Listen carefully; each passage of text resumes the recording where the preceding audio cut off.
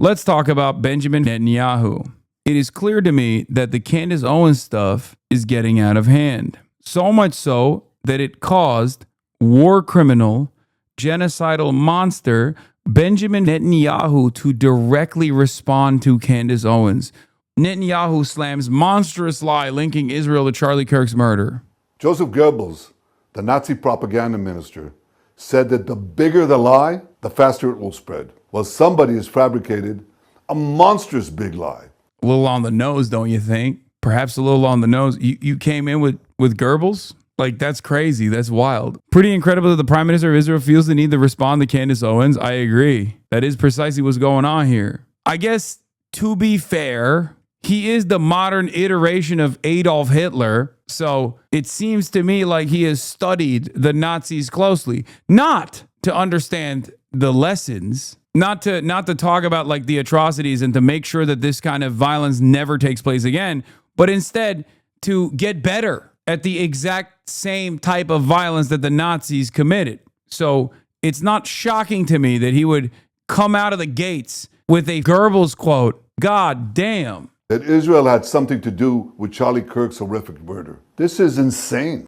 Dumb fuck Nazis that come in here and say Mustache Man was right, Jews are bad, don't realize that the reason why I hate this dipshit is because of the same reason why I hate Hitler and also you. You need to understand, ethno-religious supremacist ideology that is hell-bent on the extermination of the outgroup is the same whether it is the German Volk doing it to the Jews versus Jewish people in Israel doing it to the non-Jewish people, the Palestinians, the Arabs in general.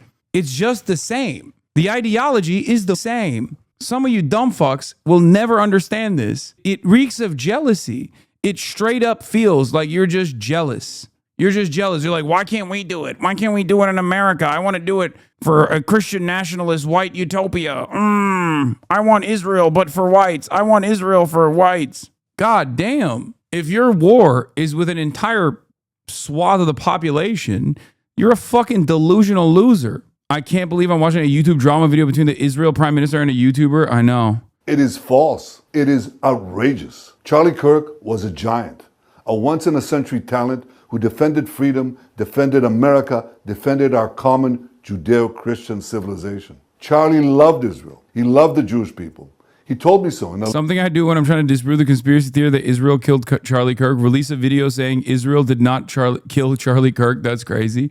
Yeah, this is turning into my I'm not a pedophile t-shirt is bringing up a lot more questions that are answered by my t-shirt. It's just like, dude, what are you doing? You're a war criminal. You're a genocidaire. You also are not only a child starver, child mutilator, the person that's doing the modern Holocaust, but you're also a deeply unlikable person. Like, you have no charisma, you have no redeeming qualities. And part of that is because of the first thing that I mentioned, obviously, but you also have no way of salvaging your reputation.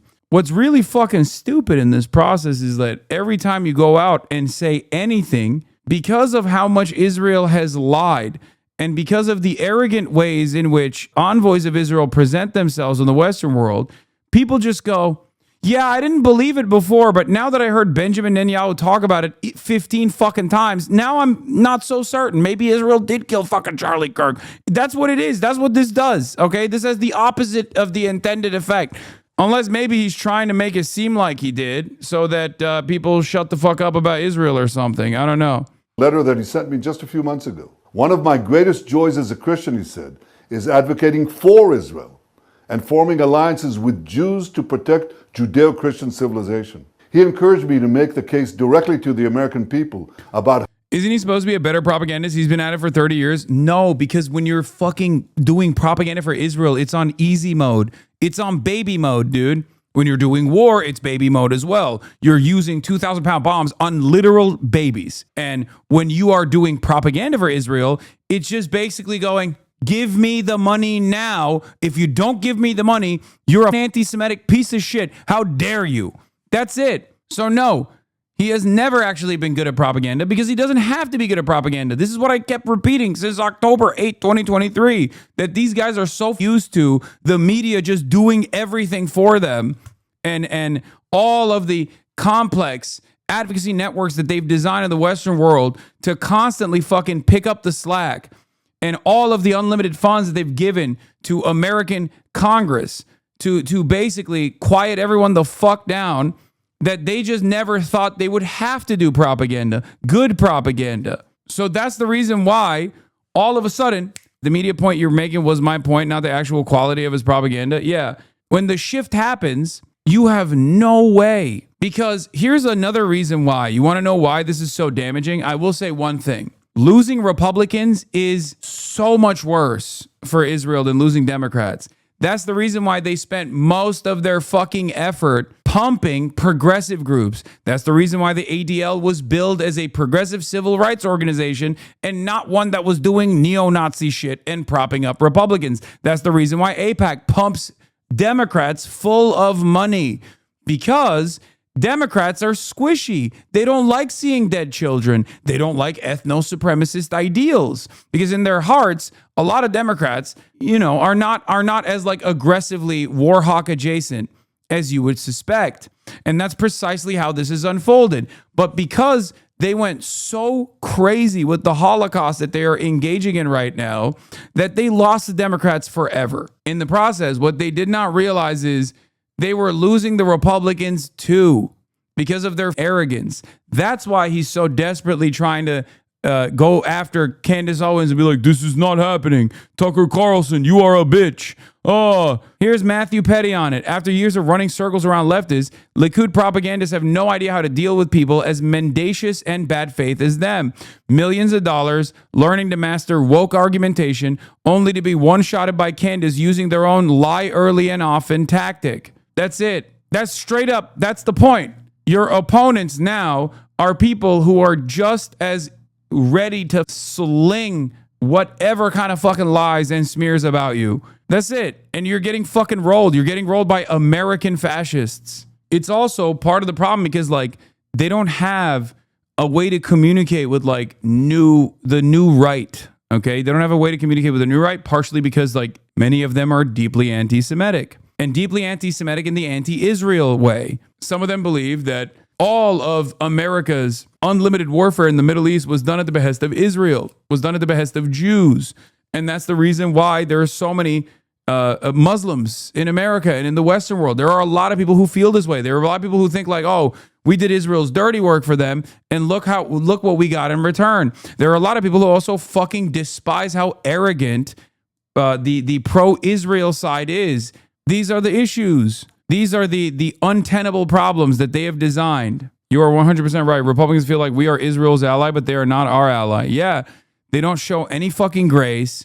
They don't show any gratitude. If I'm a Republican, of course I'm going to be fucking pissed. No matter how much my stupid pedophile televangelist pastor has told me that all the Jews need to go to the fucking desert so that we can have the rapture and all the diabetic churchgoers can get sucked up into the fucking heavens during the rapture, I'm still going to be well, I still don't like these fucking guys. What is this? How vital Israel is to U.S. national security. He told me, the Holy Land is so important to my life, it pains me to see support for Israel slip away. Now, if Charlie disagreed with a policy of mine or a decision here and there, not only did I not mind, I welcomed it. This is the essence of Charlie. This is the essence. I welcomed it. I would never assassinate him. I would never order the Mossad to do a hit on Charlie Kirk. Here are all the different times where I knew exactly where Charlie Kirk was, alone. Look. Look at my phone. We had Pegasus spyware on his phone. We could have gotten him anywhere we wanted if we chose to do so. How dare you? What do you mean? Do you really think Israel would assassinate Charlie Kirk at a school and not kill everyone in the school? Does that sound like Israel to you? That's not the Israel I know. That's so funny.